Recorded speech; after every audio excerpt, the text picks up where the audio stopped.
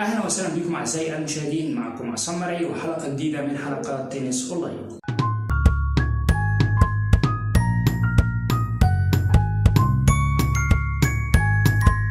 أعزائي المشاهدين، حلقتنا النهاردة هي حلقة استثنائية، لكن في البداية اسمحوا لي أعتذر مقدما عن أي تقصير خلال هذه الحلقة، لأن في حقيقة الأمر مش أي حد يقدر يتحدث عن رافائيل نادال في رولان جاروس. مجرد أنك تفكر تتحدث عن تلك الهيمنة يجعلك تشعر بالقلق من ناحية، ومن ناحية أخرى تخشى أن تنتقص من حق هذا اللاعب الذي حقق نجاحات لا مثيل لها على تلك الأرضية. لما لا ونحن نتحدث عن لاعب فاز ب 93 مباراة من أصل 95 وحصد اللقب 12 مرة كأكثر من فعل ذلك من الرجال والسيدات في بطولة جراند سلام واحدة بتاريخ اللعبة. إننا نتحدث عن لاعب وكأن كأس الجوهرة الباريسية خلقت من أجل يديه.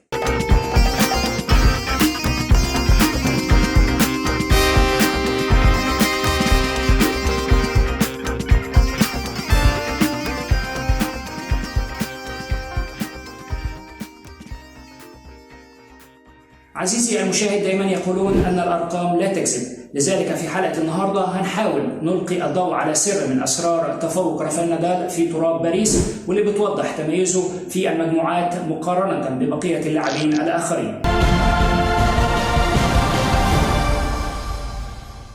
حديثنا النهاردة سيدور حول إحصائية اشتملت على اللاعبين اللي لعبوا ما لا يقل عن 10 مباريات في بطولة رولان جاروس منذ تسجيل الإحصائيات في عام 1991،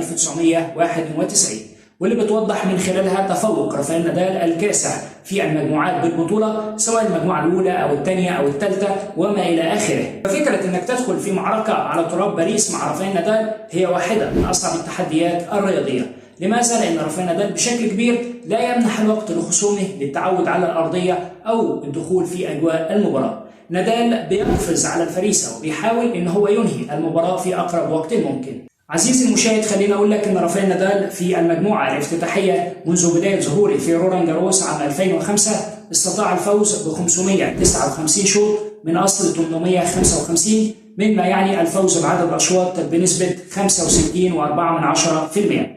وللمزيد من التوضيح، في عام 2019 على سبيل المثال في المجموعة الأولى طوال ال7 مباريات اللي لعبها رافائيل نادال في البطولة استطاع الفوز ب 42 شوط وخسر 13 شوط فقط، مما يعني تقدمه بفارق مريح أمام خصومه بنسبة 76%. أما على صعيد المجموعة الثانية عزيزي المشاهد، فهي بتمثل الترس لدى رافائيل نادال اللي بيحركه لمستوى آخر لخلق هامش أوسع بينه وبين خصومه. إذا نقدر نقول إن فرصة إعطاء الخصم فرصة للعودة أو إظهار أي علامات استسلام لدى رافائيل نادال هي غير موجودة. فنادال يا عزيزي هو الأفضل في الفوز بعدد الأشواط في المجموعة الثانية طوال مجريات البطولة، حيث فاز ب 561 شوط من أصل 848 بنسبة 66.2%. مع اقتراب خط النهاية وفي المجموعة الثالثة بالتحديد بيواصل رافائيل نادال تكثيف الضغط، حيث استطاع الفوز ب 551 شوط من أصل 805 بنسبة 68.4%. لذلك دعونا نقول إن على الخصوم إن هم يواجهوا بداية سريعة ونهاية أسرع أمام رافائيل نادال على تراب باريس. لك أن تتخيل عزيزي المشاهد إن ال 93 مباراة اللي كسبها رافائيل نادال في البطولة فاز ب 79% منهم ب3 مجموعات نظيفة. أما على صعيد المجموعة الرابعة فنسبة رافائيل نادال في الفوز بالأشواط قوية كالعادة، حيث استطاع الفوز ب 123 شوط من أصل 191 بنسبة 64.4%، لكنه حل في المرتبة الرابعة في قائمة الأفضل واللي بيتصدرها اللاعب الألماني كارل ستيك بنسبة 70.6%، واللي فاز ب 12 شوط من أصل 17 شوط. عندما نصل إلى المجموعة الخامسة فرافائيل نادال لعب المجموعة الخامسة مرتين طوال مسيرته في البطولة، واحدة أمام جون إيزنر والثانية أمام نوفاك جوكوفيتش، ولم يخسر على الإطلاق. فاز ب 15 شوط من أصل 26 بنسبة 57.7%، لكن الأفضل في المجموعة الخامسة في البطولة كان البلجيكي دافيد غوفان، واللي فاز ب 30 شوط من أصل 38 بنسبة 78.9%. إذا عزيزي المشاهد، كل هذه الأرقام بتؤكد قوة وهيمنة رافائيل نادال على تراب باريس. لك أن تتخيل فوزه ب 9829 نقطة من أصل 17080 نقطة لعبها طوال مسيرته في البطولة، والتي امتدت منذ عام 2005 حتى عام 2019. ومن زاوية أخرى عزيزي المشاهد، أحد مقاييس إثبات التفوق والسيطرة هو حساب صافي فرق الأشواط، أو بمعنى آخر الفرق بين الأشواط المكتسبة والأشواط التي خسرها.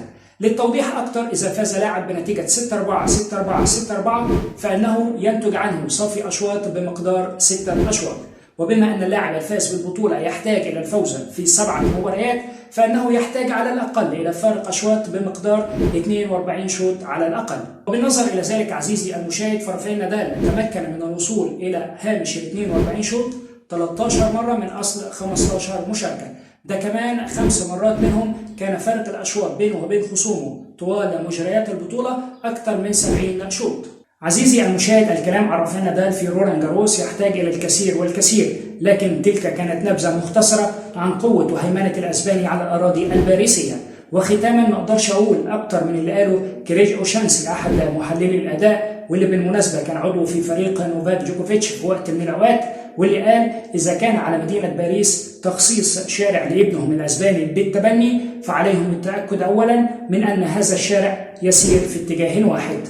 إلى هنا عزيزي المشاهد تنتهي حلقة اليوم، وأتمنى تكون نالت إعجابكم، وما تنسوش لايك وشير وسبسكرايب، واستنونا الحلقة الجاية بفيديو جديد، وخلي شعارك دايما مع تنس أونلاين أنت في الملعب أكيد.